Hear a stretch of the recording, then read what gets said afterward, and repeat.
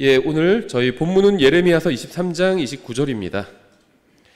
제목은 말씀에는 하나님의 능력이 있다는데 제가 주모에는 좀 잘못 적었어요. 하나님의 말씀에는 능력이 있다와 말씀에는 하나님의 능력이 있다가 약간 뉘앙스가 조금은 다르죠. 거의 같은 말인데 예레미야서 23장 29절입니다. 제가 받들어 읽겠습니다. 이렇게 되어 있죠. 하나님께서 하신 말씀입니다. 화자가 하나님이죠. 직접적으로. 내 말이 불 같지 아니하냐? 바위를 부수어 산산조각 내는 쇠망치 같지 아니하냐? 주가 말하노라. 이렇게 말씀하셨죠. 기도하겠습니다. 하나님 아버지, 저희가 오늘도 주님 앞에 나왔습니다. 저희가 주님의 말씀을 통해 먼저 저희 자신을 비춰볼 수 있게 도와주시기 원합니다. 말씀으로 저희를 변화시켜 주시기 원합니다. 예수님의 이름으로 기도드렸습니다.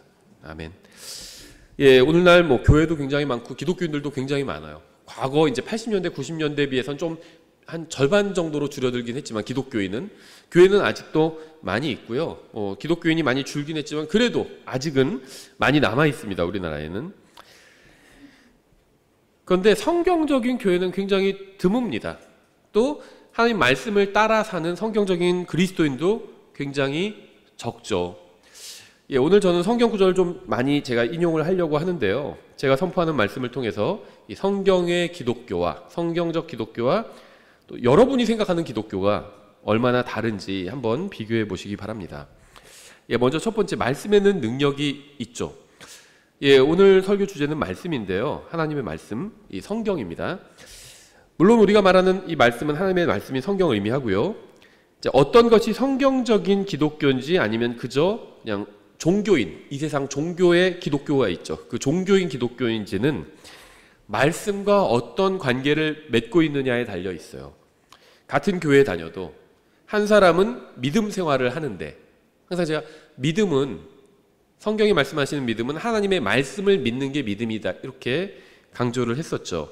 또 어떤 사람은 하나님의 말씀을 읽고 그 말씀대로 말씀을 믿고 말씀대로 행하는 그런 생활을 하는데, 또 어떤 사람은 그냥 종교 생활을 할 수도 있습니다. 약간 부족하더라도 말씀대로 하려고 한다면 그것은 성경적인 기독교라고 부를 수 있어요.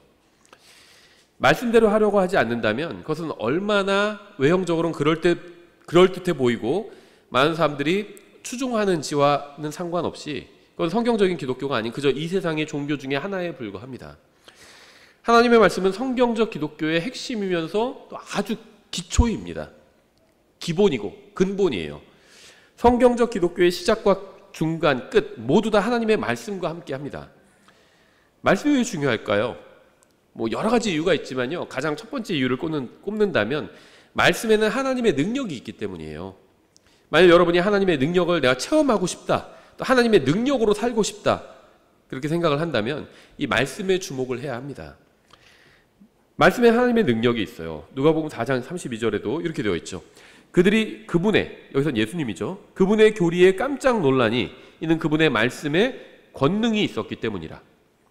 권능, 능력 같은 거죠. 예수님의 말씀에 능력이 있었대요. 말씀에는 사람을 살리는 능력도 있어요. 그러니까 말씀에 하나님의 능력이 있는데 어느 정도까지 있느냐? 사람을 살리는 능력도 있다는 겁니다. 마태복음 8장 8절이죠. 백부장이 응답하여 이르되 주여 주께서 내 지붕 아래로 오심을 내가 감당할 자격이 없사오니 말씀만 하옵소서. 그러면 내 종이 낫겠나이다. 말씀을 통해서 죽어가던 사람이 나을 수도 있다는 겁니다. 8장 16절 저녁이 되매 그들이 마귀 들린 많은 자들을 그분께 데려오므로 그분께서 자신의 말씀으로 그 영들을 내쫓으시고 병든 모든 자를 고쳐주시니. 그러니까 말씀에는요, 사람의 육체를 낫게 하는 능력도 있고요, 하나님의 말씀에는 그뿐만 아니라 영적인 병도 낫게 하는 능력이 있다는 겁니다. 말씀엔 능력이 있어요. 얼마만큼의 능력이 있냐? 그럼 사람을 살리고 영적으로 성장시키고 이런 능력이 있는데 얼마만큼의 능력이 있느냐? 히브리서 1장 3절은 이렇게 말씀하고 있죠. 하나님의 영광의 광채시요 그분 자체의 정확한 형상이시며 자신의 권능의 말씀으로, 여기서 물론 예수님을 말하는 거고 또 하나님이라고 할 수 있죠. 자신의 권능의 말씀으로 모든 것을 떠받치시는 이 아들께서는 친히 우리 죄들을 정결하게 하신 뒤에 높은 곳에 계신 존엄하신 분의 오른쪽에 앉으셨느니라. 말씀으로 모든 것을 떠받치고 계시대요. 그러니까 말씀에는 모든 창조물을 떠받치는 능력이 있다는 겁니다. 이것은 창조자 하나님의 능력인 거죠. 그러니까 하나님의 이 말씀이 하나님은 아니에요. 그렇죠? 물론 하나님의 이름 중에, 예수님의 이름 중에 말씀도 있지만 성경 자체가 하나님은 아니죠. 근데 하나님께서는 자신의 말씀인 이 기록된 말씀에도 하나님의 능력을 부여해 주셨다는 겁니다. 또 하나님께서는 자신의 말씀으로 온 세상을 떠받치고 계시다는 거죠. 만약 여러분이 하나님의 능력을 체험하고 싶다면 하나님의 말씀에 귀를 기울여야 합니다. 두 번째, 성령님은 말씀을 통해서 일하십니다. 저는 성령님의 역사를 체험해보고 싶다는 사람을 많이 만나봤어요. 그런 말 많이 하죠. 근데 과연 성령님의 역사를 체험한다는 것은 뭘 의미하는 걸까요? 성령님께서 무슨 일을 하실까요? 그러니까 성령님의 역사를 체험하고 싶다. 이 말은 뭐 거창해 보이지만 사실은 성령님께서 일하시는 것을 나도 느껴보고 싶다 이거잖아요. 역사라는 게 기독교에서는 그냥 일이라는 의미로 그 말을 쓰고 있죠. 하나님의 역사, 그러면 하나님의 일이라는 거잖아요. 하나님께서 일하시는 것, 이걸 의미하죠. 그러니까 성령님께서 일하시는 것을 나도 느껴보고 싶다 이런 말이겠죠. 그걸 느껴보려면요, 성령님께서 무슨 일을 하시는지 알아야 합니다. 그래야지 그걸 느껴볼 수가 있죠. 먼저 알아야지. 성령님께서는 하나님의 말씀을 통해서 일하십니다. 사도행전 10장 44절에 베드로가 아직 이 말들을 할 때에 성령님께서 말씀을 들은 모든 자들에게 내려오시매, 말씀과 관련돼서 일하십니다. 항상 베드로가 하나님의 말씀을 선포하자 그 말씀을 믿는 사람 위에 성령님께서 임하셨습니다. 말씀을 믿지 않으면 성령님께서 임하지 않으십니다. 말씀을 믿어야 성령님께서 임하시는 거죠. 봉사나 선행 뭐 이런 거 좋은 겁니다. 나쁜 게 아니죠. 하지만 성령님께서는 그러한 것들을 통해서 일하지는 않으십니다. 노숙자들에게 밥 주고요, 고아원에서 봉사하고요, 고아들 돌보고요, 이거 다 선하고 좋고 훌륭한 일이에요. 하지만 그것은 성령님께서 하시는 일과는 관계는 없습니다. 그 자체로는. 저는 그런 일들을 무시하는 것은 아닙니다. 그런 일들은 분명히 훌륭한 일이지만 성령님께서 하시는 일과는 무관하다는 겁니다. 그 일 자체로는 무관하다는 거예요. 성령님은 말씀을 통해서 말씀과 관련된 일을 하시는 분이기 때문입니다. 말씀은 중요합니다. 왜냐하면 성령님은 말씀을 통해서 일하시기 때문이죠. 요한복음 16장 13절 이렇게 되어 있죠. 예수님께서 하시는 말씀이죠. 그러나 그분 곧 진리의 영께서 오시면 너희를 모든 진리 가운데로 인도하시리니 그분은 스스로 말씀하지 아니하시고 무엇이든지 자기가 듣는 것만을 말씀하시고, 어디서 들은 걸 말씀하실까요? 성령님께서 아버지 하나님께 들은 말씀을 하시는 거죠. 또 아들 하나님께 들은 말씀을 하시는 거죠. 듣는 것만을 말씀하시면 앞으로 일어날 일들을 너희에게 보이시리라. 그분께서 나를 영광스럽게 하시리니 말씀을 통해서 예수님을 영광스럽게 하시는 겁니다. 이는 그분께서 내게서 받아 그것을 너희에게 보이실 것이기 때문이라. 성령님께서 하시는 일은 말씀을 통해서 예수님에 관해 증언하는 겁니다. 성령님은 말씀을 통해 사람들에게 예수님을 알려주는 일을 하십니다. 여러분이 말씀을 선포하며 사람들에게 예수님에 관해서 알려준다면 여러분이 느끼건 느끼지 못하건 상관없이 성령님께서는 여러분을 통해서 일하고 계신 거예요. 여러분을 통해서 역사하고 계신 겁니다. 사도행전 4장 31절 이렇게 되어 있어요. 그들이 기도하기를 마침에 그들이 함께 모인 곳이 흔들리더니 그들이 다 성령님으로 충만하여 담대히 방언을 하니라. 이렇게 되어 있지 않죠. 성령님으로 충만하여 담대히 하나님의 말씀을 말하니라. 이렇게 되어 있습니다. 성령 충만한 사람은 담대하게 말씀을 선포합니다. 노숙자에게 밥을 주고 고아원에서 봉사하는 것도 훌륭하고 좋은 일이에요. 그렇죠? 하지만 성경은 단 한 번도 성령님으로 충만한 사람이 그런 일을 했다고 말씀하지 않아요. 사도행전에 아무리 봐도 안 나옵니다. 노숙자는 항상 있었습니다. 그렇죠? 가난한 나라에도 있고요, 부자 나라에도 있어요. 뉴욕에도 가면 노숙자 있습니다. 또 고아들도 마찬가지죠. 고아들도 어디나 있어요. 다 있습니다. 근데 성령님께서는 노숙자를 돌보고 고아들을 돌보고, 이거 좋은 일이에요. 그런 일을 하는 사람을 저는 비난해라 이런 말을 하는 게 아니에요. 비난하는 게 아니라 칭찬해야죠. 고아들을 돌보고 노숙자를 돌보고 이런 일을 하는 사람은 칭찬을 받아야 되죠. 훌륭한 일을 하는 겁니다. 하지만 성경에선 성령으로 충만한 사람이 그 일을 하지는 않았다는 겁니다. 그것은 좋은 일이지만 성령 충만과는 관련이 없다는 거예요. 성경을 보면요, 성령님으로 충만한 사람은 항상 담대하게 하나님의 말씀을 선포했습니다. 세 번째, 말씀이 중요한 이유는 말씀으로 구원을 받기 때문이죠. 성경은 거듭해서 우리가 말씀을 통해서 다시 태어났다고 증언하고 있죠. 베드로전서 1장 23절, 너희가 다시 태어난 것은 썩을 씨에서 난 것이 아니요 썩지 아니할 씨에서 난 것이며 살아있고 영원히 거하는 하나님의 말씀으로 된 것이니, 우리가 다시 태어난 것이 하나님의 말씀으로 된 것이다, 이렇게 증언하고 있죠. 우리는 말씀을 통해서 또 혼의 구원을 받죠. 야고보서 1장 21절, 그러므로 모든 더러움과 넘치는 악을 내버리고 접붙여진 말씀, 곧 너희 혼을 구원할 수 있는 말씀을 온유함으로 받으라. 너무 중요한 말씀이죠. 하나님 말씀이 우리 혼을 구원할 수가 있대요. 하나님께서 말씀을 통해서 우리를 낳으셨습니다. 야고보서 1장 18절이죠. 그분께서 자신의 뜻에 따라 진리의 말씀으로 우리를 낳으셨으니 이것은 우리가 그분의 창조물 중 첫 열매 종류가 되게 하려 하심이라. 또 사도행전 11장 14절, 그가 내게 말씀들을 전하리니 그 말씀들로 너와 내 온 집이 구원을 받으리라 하였음을 알리라. 다시 태어나는 것, 하나님께서 우리를 낳으시는 것, 말씀을 통해서 우리가 구원받는 것, 다 같은 것을 의미하고 있죠. 말씀을 통해서 우리가 이렇게 되었다는 겁니다. 성경이 말씀하시는 믿음은 항상 하나님의 말씀을 믿는 것을 의미합니다. 로마서 10장 17절이죠. 그러므로 믿음은 들음에 의해 오며 들음은 하나님의 말씀에 의해 오느니라. 이해하는 것과 믿는 것은 달라요. 이해하기는 하지만 믿지 않을 수 있습니다. 그렇죠. 사람이 100억을 소유할 수 있어요. 그렇죠. 우리나라 뭐 상위 몇 퍼센트 될까요? 그 정도 갖고 있으면 0.001% 뭐 그렇겠죠. 가능합니다. 많은 돈이지만 뭐 3대 4대가 먹고 살 수 있겠죠. 충분히. 근데 많은 돈이지만 가질 수 있어요. 한 사람이. 가능한 일이죠. 저도 가질 수 있어요. 100억을. 그렇죠. 가질 수 있어요. 불가능한 일은 아니죠. 제가 100억을 가지고 있다면 여러분이 그 말을 이해할 수는 있습니다. 그런데 믿진 않을 거예요. 그렇게 가진 걸로 보이지 않잖아요. 그렇죠. 이해할 수는 있지만 믿진 않을 겁니다. 이렇게 믿는 것과 이해하는 건 달라요. 저 사람도 100억을 가질 수 있다. 언젠가는. 뭐 그렇게 이해할 수는 있지만 가지고 있다고 생각하지는 않아요. 그렇죠. 여러분이 저를 보면 가지고 있다고 생각하지는 않습니다.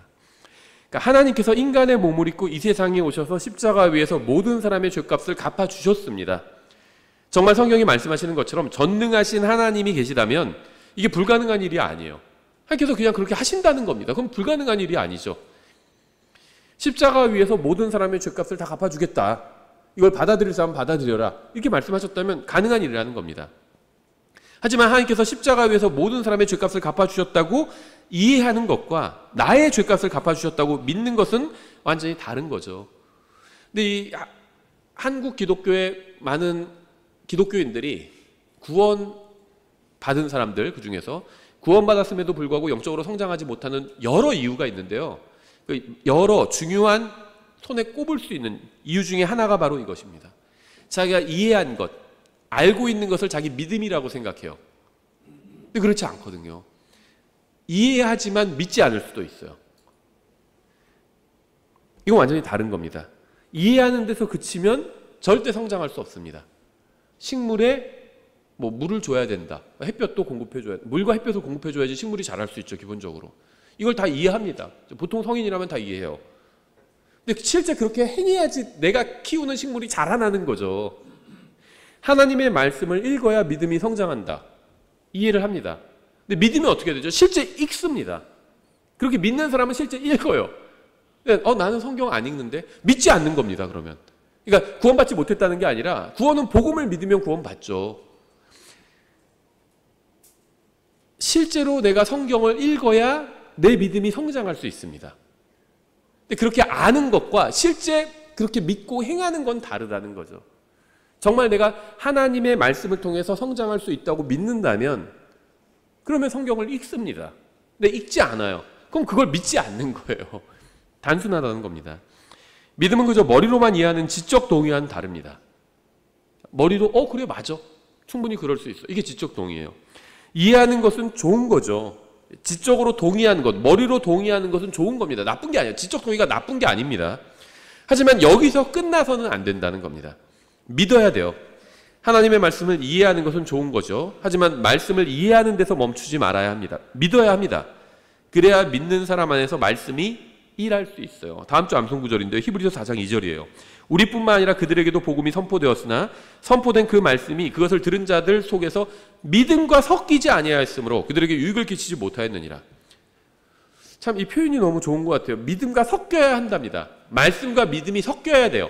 그러니까 내가 말씀을 믿어야 되는데 그게 뭔지 이해를 못하니까 성경에서 다른 식으로 설명해 주고 있는 거예요.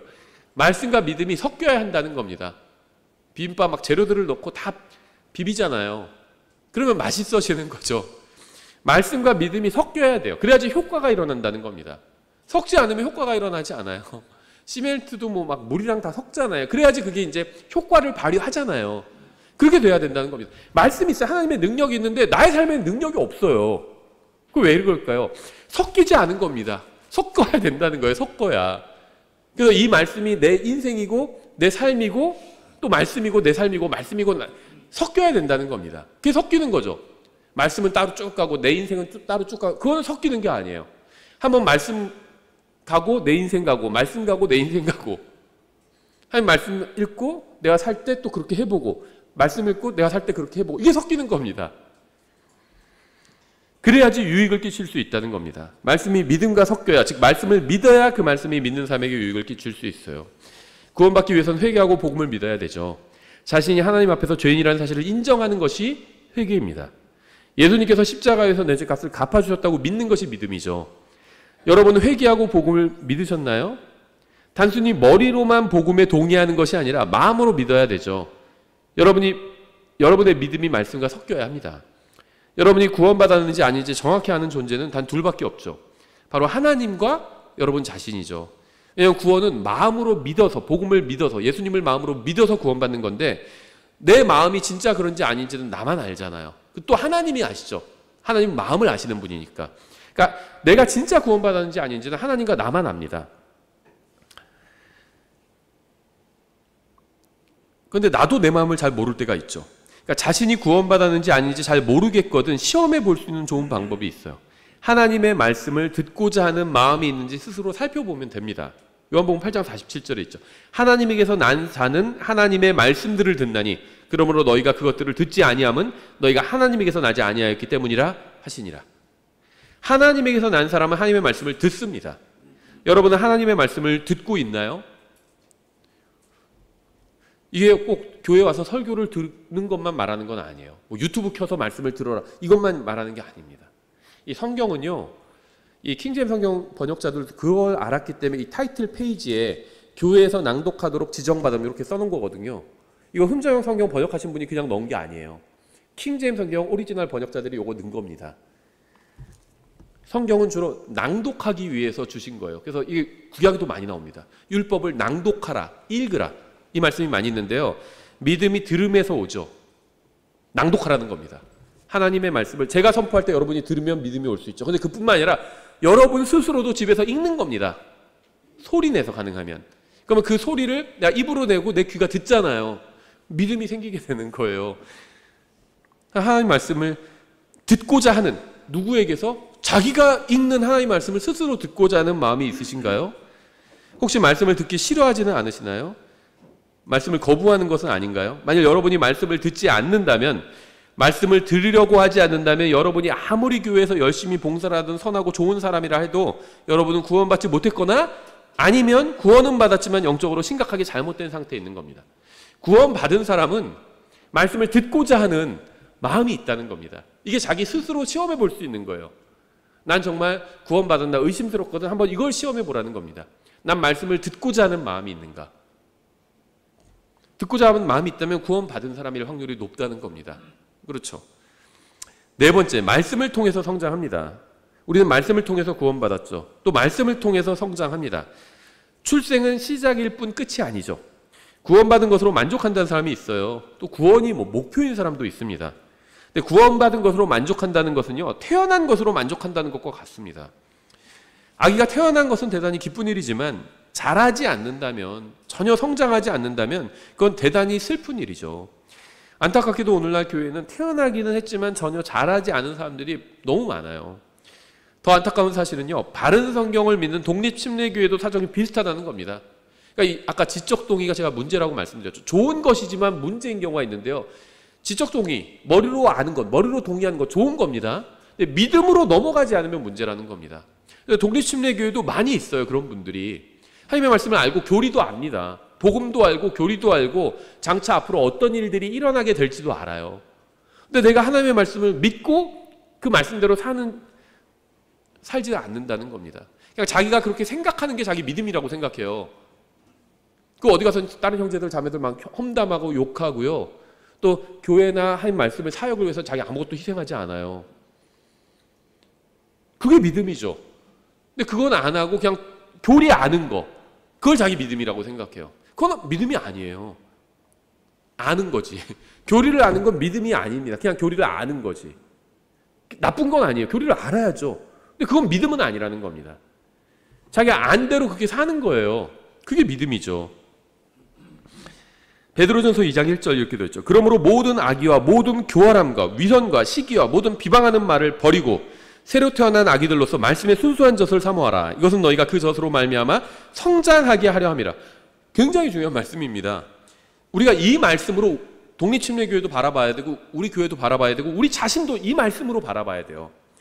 우리는 말씀을 통해서 성장할 수 있어요. 기도나 찬송이나 교제나 봉사도 모두 필요한 것이고 좋은 것이지만 그러한 것으로는 영적으로 성장할 수 없습니다. 기도하고요, 찬송하고요, 교제 나누고요, 봉사하고요, 또 헌금도 하고요. 다 좋은 거예요. 다 필요합니다. 하지만 이것으로는 영적으로 성장할 수가 없다는 겁니다. 영적으로 성장할 수 있는 유일한 길은 말씀을 통한 길밖에 없어요. 여러분은 말씀의 순수한 젖, 말씀을 바르게 배우는 것을 통해서 성장할 수 있습니다. 이 말씀으로 성장하는 것과 정반대가 뭔지 아세요? 모든 악의와 모든 교활함과 위선과 시기와 모든 비방하는 말을 하는 겁니다. 제가 독립침례교회도요, 교리는 알지만 대부분은 다 성장하지 못했다고 이렇게 얘기하는 게 이 이유예요. 모든 악의, 독립침례교회 성도들도 킹제임 성경 알고 바르게 교리 아는 사람들도 악의를 가진 사람들 많아요. 악의가 아니라 악의, 그렇죠. 나쁜 뜻, 다른 사람을 향해서 나쁜 뜻을 갖는 경우 너무 많이 봤습니다. 모든 교활함, 위선, 시기, 비방하는 말 다 독립침례교회 있죠. 많이 있어요. 우리 교회도 그렇고요. 여러분 안에도 있고 제 안에도 있습니다. 성경은 이러한 것을 버리라고 말씀합니다. 하나님의 말씀을 통해서 이런 걸 버릴 수 있거든요. 그러면 성장하는 겁니다. 교리를 알면 성장한 게 아니에요. 이런 것을 버린 사람들이 성장한 사람입니다. 근데 이런 걸 버리기 위해선 내 힘으로는 안 돼요. 악의를 버려야지. 미워하는 사람인데 그 사람 미워하지 말아야지. 그럴수록 더 미워하게 돼요.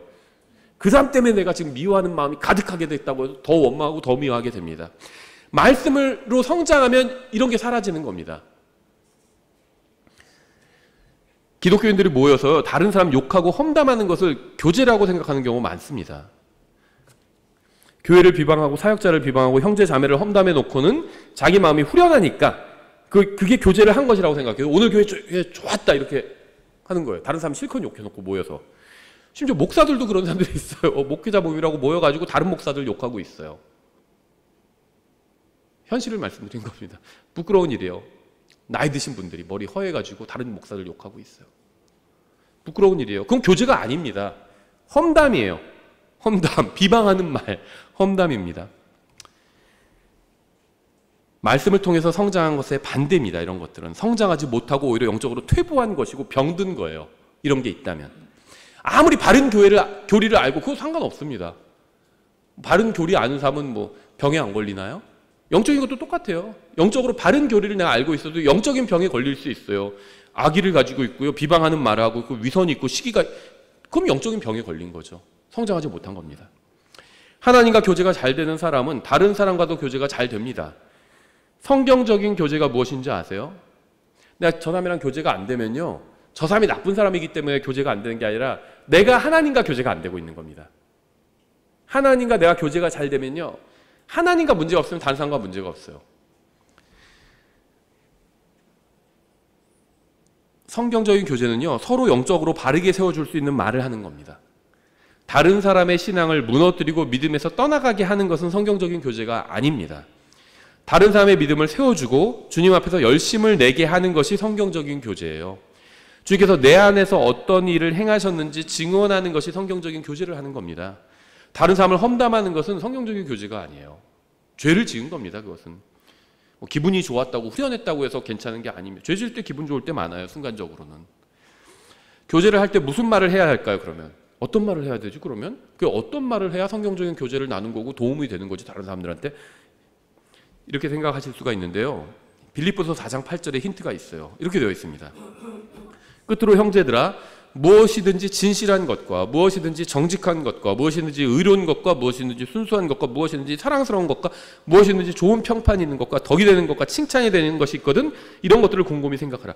제가 구원받고 가장 이해되지 않았던 구절 중에 하나가 바로 이거였습니다. 이게 뭔 말이지 도대체? 구원받은 지 한 1년, 2년 됐을 때 도저히 이해가 안 됐어요. 이런 말 성경에 왜 있는 거지? 하나님께서 어떻게 세상 창조하시고 어떻게 오시고 이런 말이 있는 건 이해가 되는데 이런 말은 저는 이해가 안 됐어요. 이게 뭔 말인지가 이해가 안 됐습니다. 진실한 것, 정직한 것, 뭐 의로운 것, 순수한 것 이런 것들을 곰곰이 생각하래요. 그거 왜 생각해야 되지? 저 이해를 못했습니다. 제가 구원받은 지 얼마 안 됐을 때는. 진실한 것과 정직한 것과 의로운 것과 순수한 것과 사랑스러운 것과 좋은 평판이 있는 것과 덕이 되는 것과 칭찬이 되는 것을 이야기하고 나누는 것이 성경적인 교제예요. 이런 것들을 이야기하고 나누는 겁니다. 이러한 말들이 서로를 세워주고 믿음을 강하게 해주는 겁니다. 이러한 말을 하기 위해서는 성경이 권면하는 것처럼 평소에 이런 것들을 곰곰이 생각해야 돼요. 근데 이러한 것들이 많이 모여있는 책이 어디 있죠? 성경이잖아요. 우리가 접하는 것들 세상에서 인터넷이나 뭐 유튜브나 아니면 뉴스나 뭐 잡지나 아니면 책이나 뭐 소설이나 아니면 우리가 만나는 사람들이나 이런 사람들을 통해서는요 이런 것들을 접하기가 어려워요. 정직한 것, 그렇죠. 진실한 것, 의로운 것, 순수한 것, 사랑스러운 것, 좋은 평판 있는 것, 선한 것 이런 걸 접하기가 어렵습니다. 하나님의 말씀을 통해서 우리가 이런 걸 접할 수가 있어요. 성경 읽으라는 겁니다. 그래서 좋은 것으로 가득 채우라는 거예요. 너한테도 유익하고 다른 사람한테도 유익한 것으로 너 자신을 가득 채우라는 겁니다. 그 말이에요, 이 말이. 자기에게도 해롭고 다른 사람에게도 해로운 거 그런 걸로 가득 채우지 말고 막 유튜브 보고 뭐 보고 막 유튜브도 좋은 거인데 또 좋은 거 재미가 없죠. 재밌는 거 그런 것도 안 좋아요. 그런 것만 막 채우고 막 친구도 막 재밌는 친구 막 건전하지 않은 경우가 많아요. 막 그런 친구 영향받고 그러지 말고 좋은 것으로 채우라는 겁니다. 그러면 성경적인 교제를 나눌 수 있고 다른 사람에게 유익을 줄 수가 있어요. 이러한 말들이 서로를 세워주고 믿음을 강하게 해준다는 겁니다. 평소에 이런 것들을 곰곰이 생각하려면 이러한 것들이 기록된 하나님의 말씀으로 자신을 채워야 한다는 겁니다. 여러분은 하나님의 말씀을 통해서 성장할 수 있고요. 말씀을 통해서 깨끗해질 수도 있습니다. 말씀을 읽고 듣고 연구하고 전하기 싫어하는 사람은 마치 더러운 오물을 잔뜩 묻히고도 씻기를 거부하는 어린아이와도 같죠. 에베소서 5장 26절이죠. 이것은 그분께서 말씀을 통해 물로 씻음으로 교회를 거룩히 구별하고 정결하게 하려 하시며 여러분 안에는 무엇이 있나요? 이 세상과 마귀와 육신이 주는 생각들이 있나요? 불평과 불만과 미움과 다툼과 험담이 있나요? 골로새서 3장 16절 똑같은 말씀하고 있어요. 그리스도의 말씀이 모든 지혜와 함께 너희 안에 풍성히 거하게 하여 시와 찬송과 영적 노래로 서로 가르치고 훈계하며 너희 마음속에서 은혜로 주께 노래하고 마음속에 그리스도의 말씀과 모든 지혜의 말씀이 풍성히 거하게 하래요. 넘치게.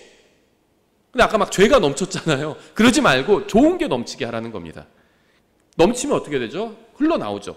넘치면요 시와 찬송가와 영적 노래로 서로 가르치고 훈계하게 된대. 이게 교제예요. 하나님의 말씀이 넘쳐나서 서로 그것으로 은혜를 끼치는 것들. 그리스도의 말씀이 여러분 속에 풍성히 거하고 있나요?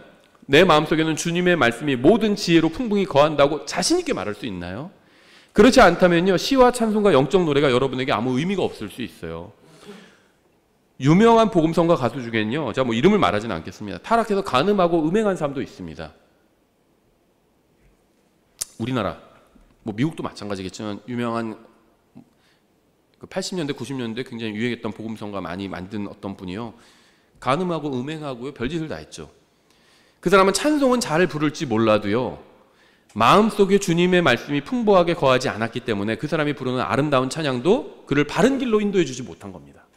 찬양이 대단히 좋지만 찬양이 인도해 주지 못한다는 거예요.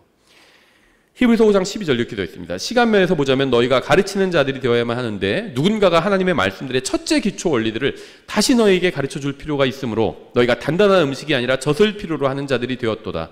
이는 젖을 사용하는 자마다 갓난아이이므로 의의 말씀에 능숙하지 못하기 때문이라.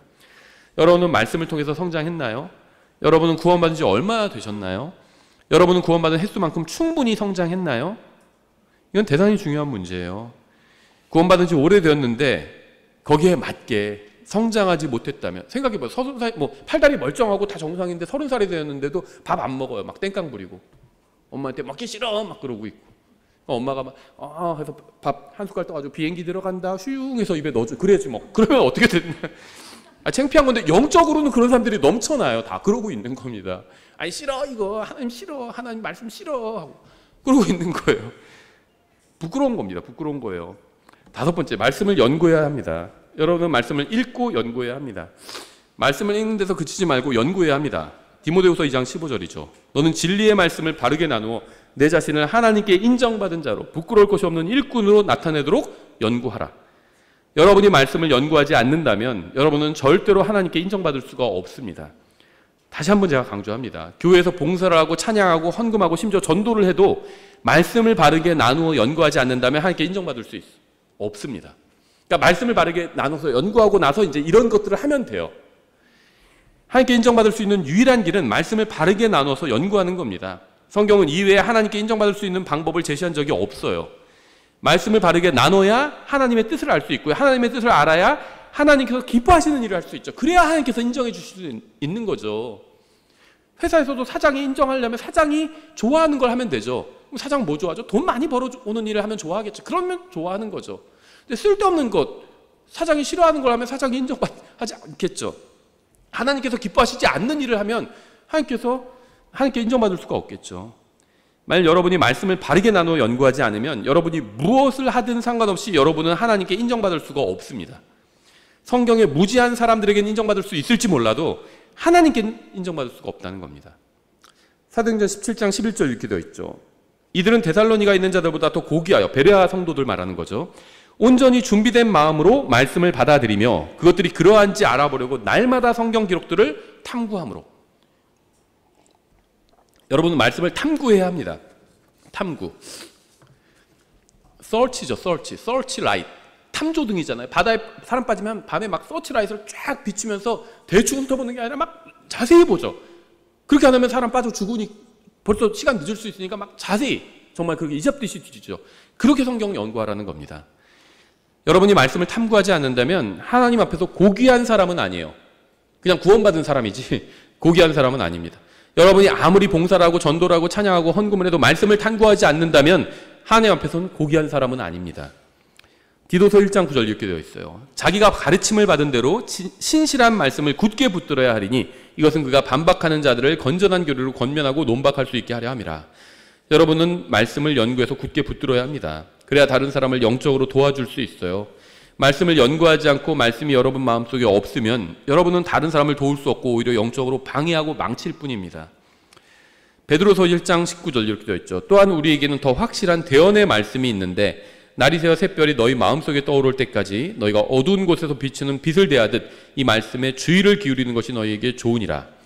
우리에게는 이 세상 그 무엇보다 확실한 말씀이 있습니다. 이 말씀에 주의를 기울이는 것은 정말 대단히 잘하는 일입니다. 여러분이 이 세상에서 아무리 잘 나가고 하는 일이 잘 되고 가정이 화목하고 교회에서 봉사, 헌금, 전도 많이 해도 말씀에 주의를 기울이지 않는다면 여러분은 잘하고 있는 것이 아니에요. 누가복음 24장 32절 이렇게 되어 있죠. 그들이 서로 이르되 그분께서 길에서, 예수님 말하는 거죠, 우리와 말씀하시고 우리에게 성경 기록들을 열어주실 때 우리 마음이 우리 속에서 뜨겁지 아니하더냐 하고는. 왜 신앙생활이 냉랭한지 아세요? 다른 사람은 성령님께서 주시는 기쁨과 인도 가운데서 사는데 나는 왜 그렇지 못한지 아세요? 하나님의 말씀을 공부하지 않기 때문이에요. 말씀을 연구하고 말씀에 순종하면 그 말씀이 우리의 믿음을 뜨겁게 해줄 겁니다. 에베소서 6장 17절, 구원의 투구와 성령의 검 곧 하나님의 말씀을 취하라. 하나님의 말씀은 우리의 무기입니다. 이 말씀은 성령의 검이라고 불립니다. 여러분, 신앙의 최전선이 어딘지 아세요? 여러분의 마음이에요. 마음속에서, 여러분의 마음속에서 전쟁이 일어납니다. 이게 우리가 싸워야 될 영적 전쟁입니다. 여기서 사용할 수 있는 유일한 무기가 하나님의 말씀이에요. 이 하나님의 말씀은 우리의 무기일 뿐만 아니라 하나님의 무기이기도 합니다. 하나님의 무기.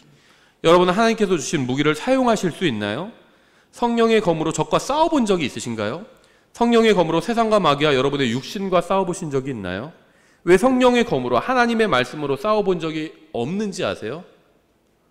나는 그래 말씀으로 싸워본 적은 없는 것 같아. 친구랑 말싸움한 적은 있어도 말씀으로 내가 영적 전쟁을 해본 적은 없는 것 같아. 그 이유는요, 말씀을 연구하지 않기 때문이에요. 말씀을 가르쳐도 배우기를 거부하기 때문입니다. 여섯 번째, 말씀을 전해야 합니다. 여러분은 말씀을 연구할 뿐 아니라 말씀을 다른 사람에게 전해 주어야 합니다. 우리가 할 일은 말씀을 전하는 겁니다.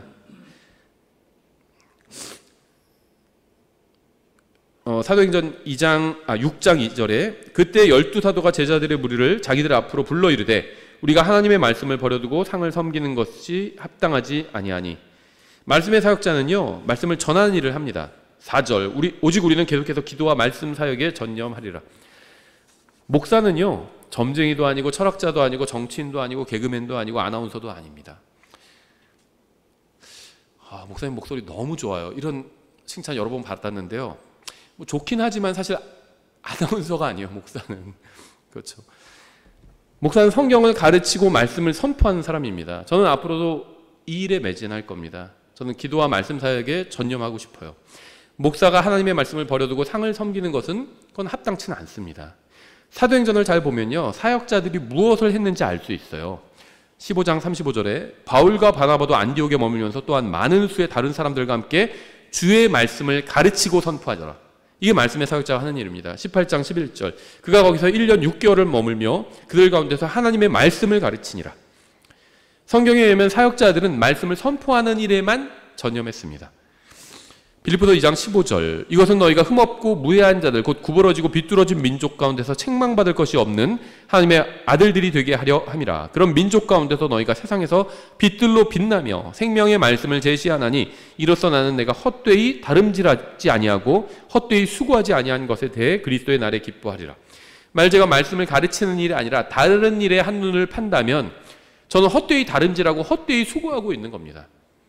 전 그렇게 하고 싶지 않아요. 저는 민족 가운데서, 여러분 가운데서 생명의 말씀을 제시하는 일, 여기에 전념하고 싶어요. 이게 교회 사역이고 목회자의 사역이고 우리가 나아가야 될 길입니다. 디모데후서 4장 2절, 말씀을 선포하라. 때가 맞든지 맞지 아니하든지 긴급히 하라. 모든 오래 참음과 교리로 책망하고 꾸짖고 권면하라. 여러분은 말씀을 선포해야 합니다. 목사나 선교사나 전임 사역자만 말씀을 선포하고 전하는 것이 아닙니다. 여러분 주위에 있는 사람들은요, 단 한 사람도 예외 없이 모두 말씀이 필요합니다. 여러분 주위에 있는 사람들이 바로 여러분의 사역지요, 경작지예요. 여러분 주위에 있는 사람들은 단 한 사람도 예외 없이 모두 말씀이 필요해요.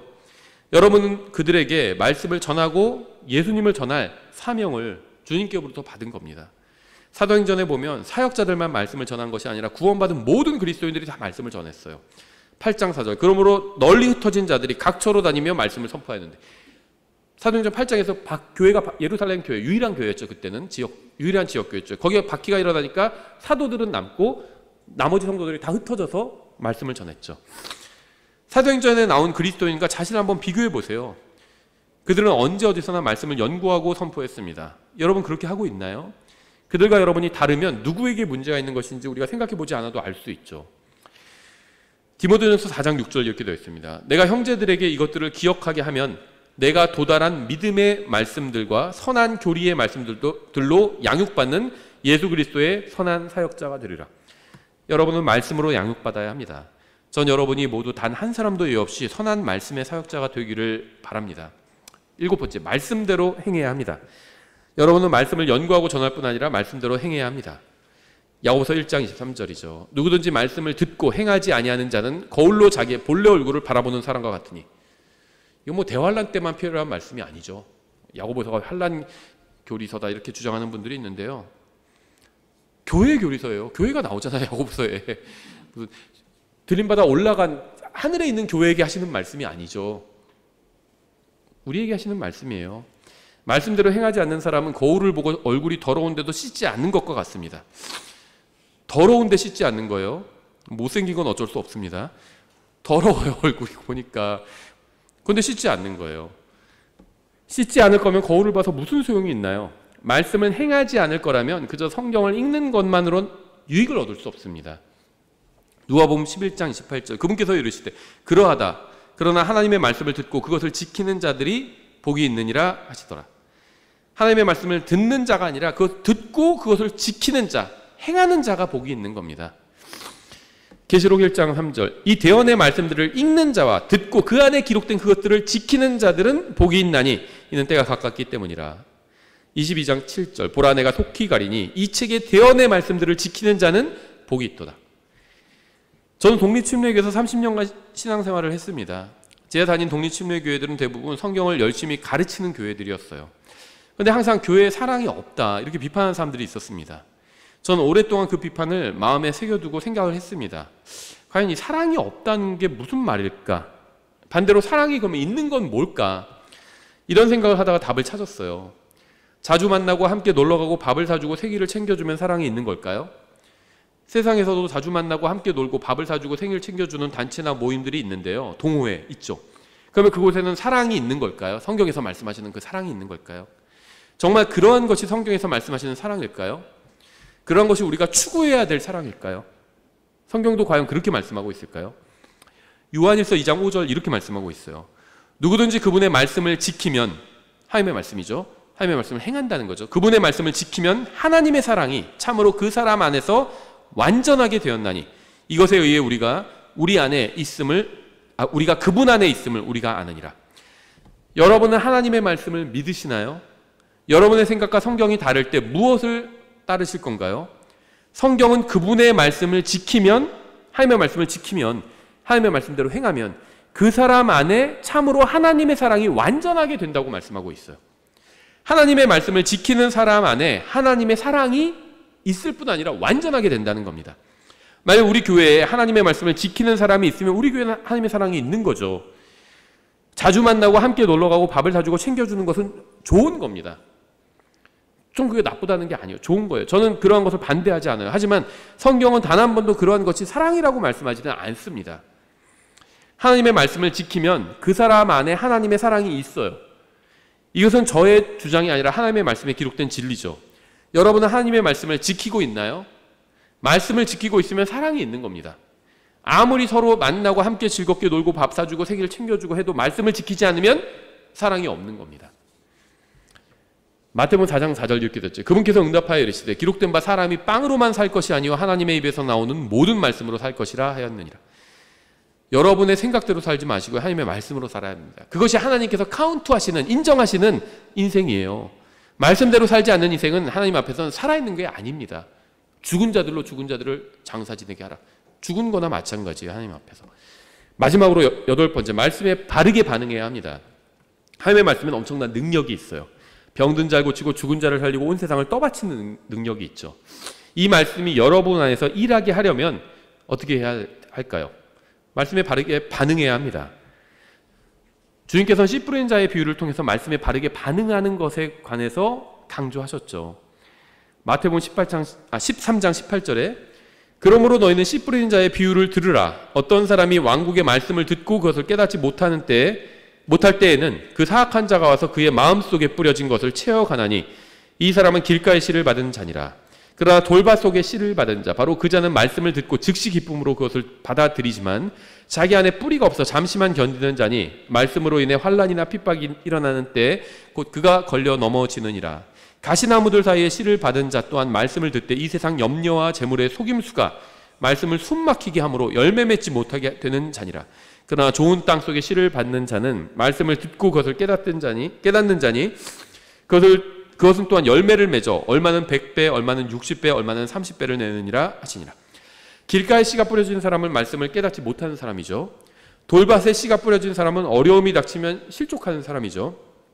가시나무들 사이에 씨를 받은 사람은 말씀을 듣고도 전혀 열매를 맺지 못하는 사람이죠. 좋은 땅에 뿌려진 사람은 말씀을 듣고 깨닫고 행해서 열매를 맺는 사람이죠. 이 중에서 여러분은 어떤 사람인가요? 말씀을 즐겁게 듣지만 근심하는 사람도 있어요. 마태복음 19장 22절이죠. 그 청년이 많은 소유를 가졌으므로 그 말씀을 듣고 근심하며 떠나가니라. 이 사람이 근심한 이유는요, 자신이 주님의 말씀대로 행하지 않을 것을 알았기 때문입니다. 또한 말씀을 듣고 실족하는 사람도 있죠.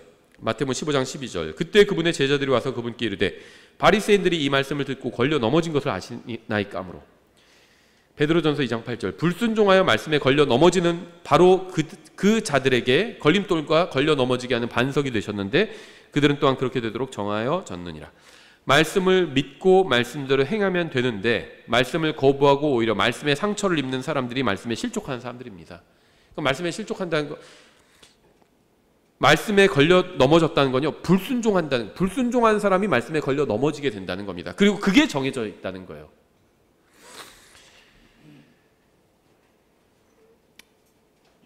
인간의 전통으로 인해서 하나님의 말씀을 무효가 되게 하는 사람들도 있죠. 마가복음 7장 13절이죠. 너희 전통 곧 너희가 전해준 전통으로 하나님의 말씀을 무효가 되게 하며 또 그와 같은 일들을 많이 행하느니라 하시니라. 여러분은 말씀으로 인해서 근심하는 사람입니까? 아니면 말씀을 거부하고 말씀에 실족하는 사람입니까? 또 말씀을 들어도 전혀 열매를 맺지 못하는 사람입니까? 아니면 말씀을 믿고 말씀대로 행해서 열매를 맺는 사람입니까? 그리스도의 심판석에서 주님께서는 여러분을 어떤 사람이라고 평가하실까요? 이 씨 뿌리는 자의 비유로 평가하신다면 어떻게 평가하실까요? 여러분은 지금 말씀과 어떤 관계를 맺고 계신가요?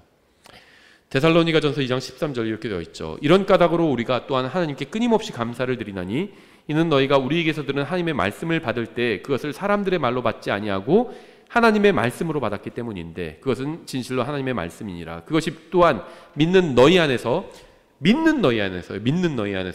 효력 있게 일하고 있느니라. 제가 하나님의 말씀을 바르게 전하고 있다면 제가 설교하는 것을 제 말로 받지 마십시오. 혼자 성경을 읽을 때 제가 설교한 것을 성경과 한번 비교해 보세요. 그리고 성경과 일치하면 제 말이 아니라 하나님의 말씀으로 받아들이십시오. 그러면 그 말씀이 믿는 여러분 안에서 효력 있게 일할 겁니다. 하나님께서는 벌레만도 못한 저에게 은혜로 말씀을 맡겨주셨어요. 저는 말씀에 여러분을 맡기고 싶어요.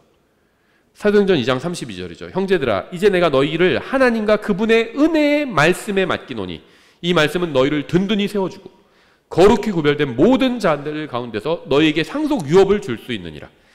제 소원은요, 여러분이 말씀을 알고 또 말씀대로 살아서 하나님을 기쁘시게 해드리고 또 그리스도의 심판석에서 큰 상급을 받게 되는 겁니다. 저만 받는 게 아니라 여러분도 받는 거예요. 우리 교회 성도들이. 요한복음 1장 1절 이렇게 되어 있죠. 처음에 말씀이 계셨고 말씀이 하나님과 함께 계셨으며 말씀이 하나님이셨더라. 14절 말씀이 육신이 되어 우리 가운데 거하심에 우리가 그분의 영광을 보니 아버지의 독생하신 분의 영광이요 은혜와 진리가 충만하더라. 말씀을 믿지 않는다면 예수님을 믿지 않는 것이고요, 말씀을 존중하지 않는다면 그 말씀을 하시는 하나님을 존중하지 않는 겁니다. 예수님께서 이렇게 말씀하셨잖아요. 너희는 주여 주여 하고는 나를 부르면서 주여 주여 하고 나를 부르면서도 어찌해 내가 말하는 것들을 행하지 아니하느냐. 여러분은 말씀을 읽고 있으신가요? 하나님께서 읽으라고 하셨잖아요. 여러분은 말씀을 연구하고 있으신가요? 연구하라고 하셨죠. 말씀을 배우고 계신가요? 말씀으로 성장하고 있으신가요? 성장하라고 말씀하셨죠. 말씀이 여러분 안에 풍부하게 거하고 있나요? 여러분은 말씀의 검을 능숙하게 사용하실 수 있나요? 여러분은 말씀대로 살고 있으신가요? 만약 제 질문에 긍정적으로 답할 수 없다면 여러분은 말씀을 더 배워야 되고요, 저는 말씀을 또 더 가르쳐야 합니다. 저는 앞으로 더 많이 말씀을 가르칠 겁니다. 저를 위해서 기도해 주십시오. 그리고 여러분은 말씀을 더 많이 배우고 또 그 말씀대로 사시기 바랍니다. 기도하겠습니다. 하나님 아버지, 저희를 구원해 주시고 또 진리의 말씀을 주셔서 감사합니다. 저희가 그동안 주님의 말씀을 소홀히 대했다면 저희를 용서해 주시기 원합니다. 저희가 주님의 말씀을 읽고 또 연구하고 또 행하고 또 전하고 또 마음속에 간직하는 삶을 살기 원합니다. 저의 더러운 마음을 주님의 말씀으로 씻어주시고 저의 공허한 마음을 또 주님의 말씀으로 채워주시기 원합니다. 저의 말과 행위와 인생이 주님의 말씀과 또 주님의 이름을 높이고 또 주님을 기쁘시게 하기를 원합니다. 예수님의 이름